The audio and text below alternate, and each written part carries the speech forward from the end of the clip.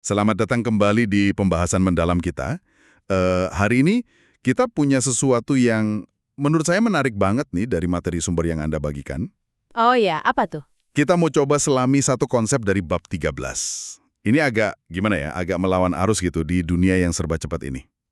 Menarik. Bab 13 ya. Iya, idenya tuh soal menumbuhkan kekayaan dan mungkin juga kehidupan yang lebih baik.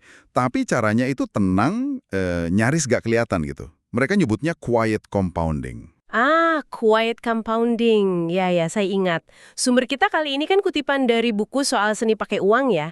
Dan bab 13 ini emang fokus ke sana. Betul. Fokusnya tuh unik. Bukan soal strategi investasi yang jelimet, tapi lebih ke filosofi, ke pola pikir di baliknya gitu kan? Nah, itu dia. Jadi, misi kita hari ini yaitu coba ngertiin kekuatan di balik pendekatan yang senyap ini. Kok bisa sih cara yang nggak berisik, yang nggak pamer, malah jadi efektif buat jangka panjang? Hmm, Kan beda banget sama yang sering kita lihat ya. Orang ngejar untung cepat, pamer ini itu. Ini tuh kayak nemuin jalan rahasia gitu menuju kesejahteraan. persis. Jalan rahasia yang butuh kesabaran ya. Fokusnya ke dalam, terus ya biarin waktu aja yang kerja. Bener. Sesuatu yang kayak Anda bilang tadi, wah kontras banget sama hiruk-pikuk zaman sekarang. Tekanan dari luar kan kencang banget ya. Ya, tekanan buat kelihatan. Oke, mari kita bedah di jalan rahasia ini. Ada kutipan pembuka yang oke banget nih di sumbernya, dari Lao Tzu. Oh, Lao Tzu, filsuf Tiongkok itu ya. Iya, katanya gini, alam tidak terburu-buru, namun semuanya tercapai. Wah, dalam banget ya.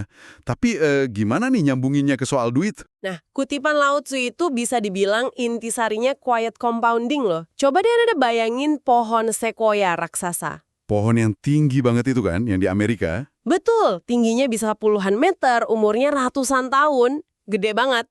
Tapi pertanyaannya, apa kita lihat dia tumbuh cegrek langsung tinggi gitu tiap hari? Ya enggak lah. Enggak kan, pertumbuhannya itu pelan banget, dalam senyap.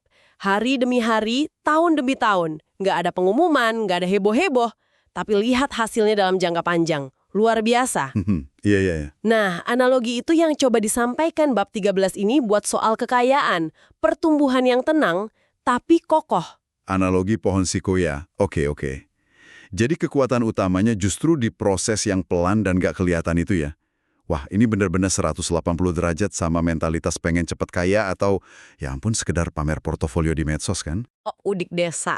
Orang yang pendidikannya mungkin biasa aja, kerjaannya standar, gaji juga nggak wah. Tapi, pas akhir hayatnya, ternyata ninggalin warisan jutaan dolar. Serius? Jutaan dolar? Gimana caranya coba? Itu dia nih pertanyaannya. Caranya menurut sumber ini ya, sebetulnya simple. Tapi ya itu, butuh disiplin yang luar biasa. Gimana, gimana? Mereka itu nabung dan investasi secara konsisten. Nah, ini kuncinya. Dalam diam. Selama puluhan tahun. Dalam diam ya? Iya, tanpa perlu pamer beli mobil baru kek, rumah baru kek, nggak usah banding-bandingin sama tetangga, nggak usah panik juga lihat pasar naik turun tiap tahun. Puluhan tahun? Itu dia. Dengerinnya aja udah berasa butuh mental baja ya.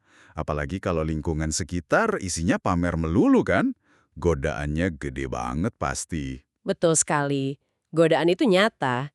Tapi ya itu, buat orang-orang tipe ini menurut bab 13 ya, dunia finansial mereka tuh kayak di dalam gelembung pribadi aja. Gelembung pribadi. Iya, mereka nggak ikut main game yang dimainin orang lain. Mereka main game mereka sendiri. Aturannya ya cuma tujuan sama keinginan internal mereka aja. Jadi nggak keganggu sama berita pasar hari ini gitu. Atau kata analis A, B, C. Persis. Nggak peduli. Nggak ikut-ikutan tren investasi terbaru juga.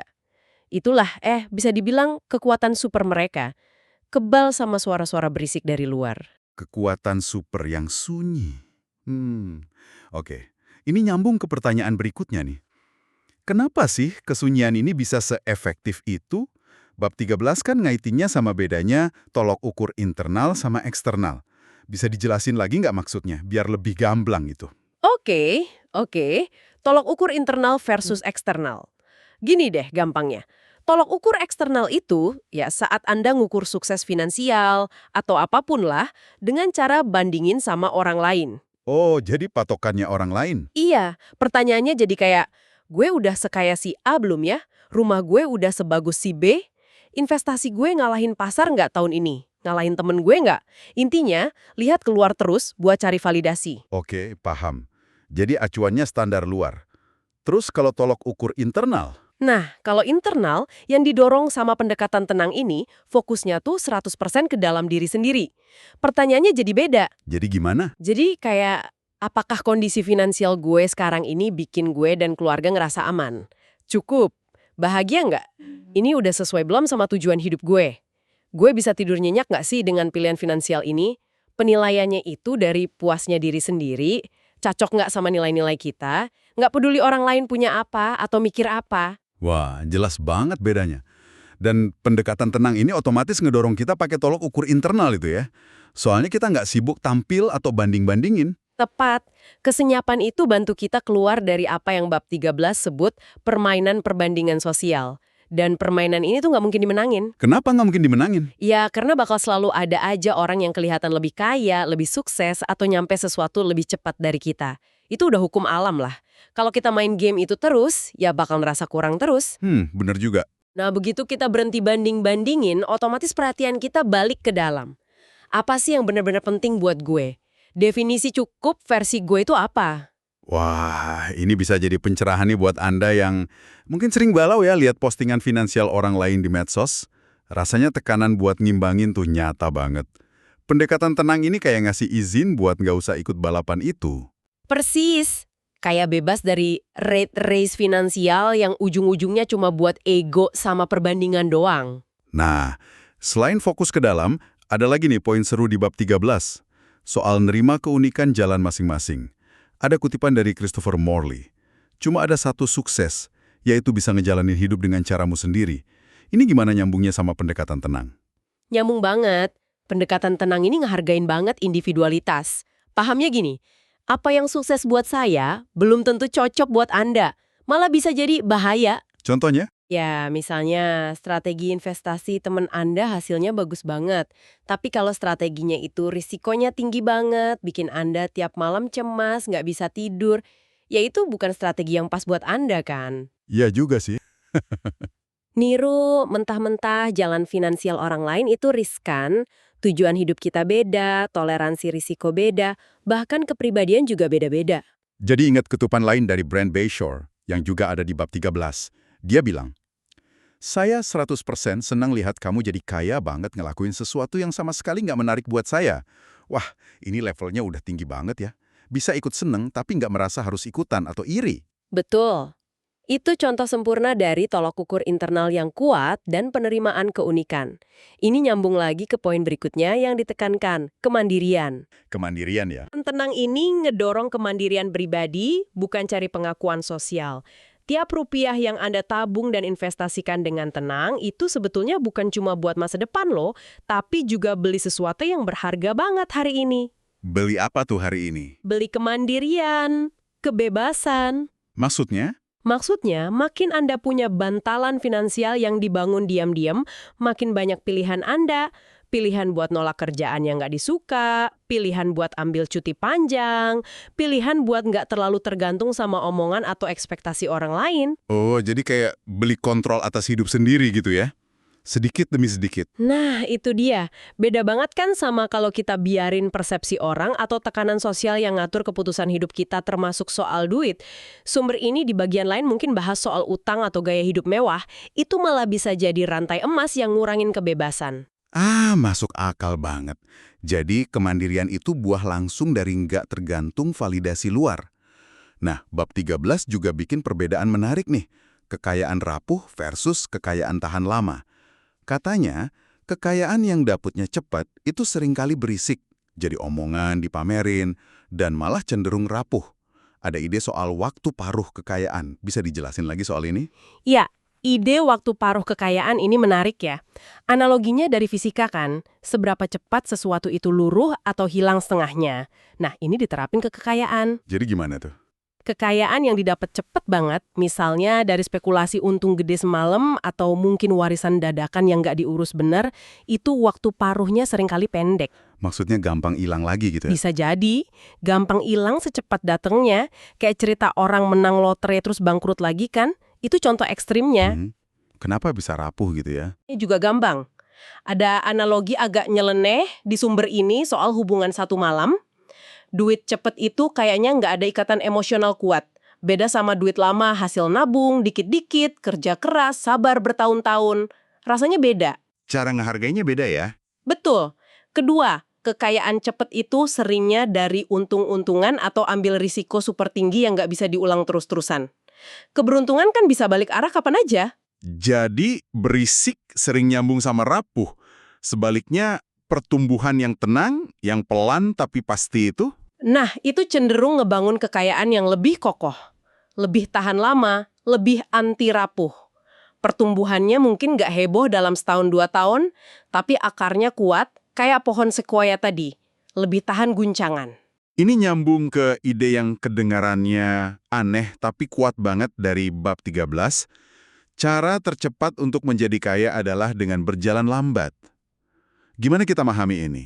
Kok bisa tercepat tapi jalannya lambat? Emang kedengerannya paradoks ya, tapi kalau kita mikirnya dalam konteks bangun kekayaan yang tahan lama dan berkelanjutan, ini jadi masuk akal banget. Gimana tuh masuk akalnya? Berjalan lambat di sini maksudnya ya fokus ke proses yang konsisten, sabar, nggak buru-buru, nggak panik, cuma karena pasar goyang dikit, dan nggak gampang kegocek sama apa yang orang lain lakuin.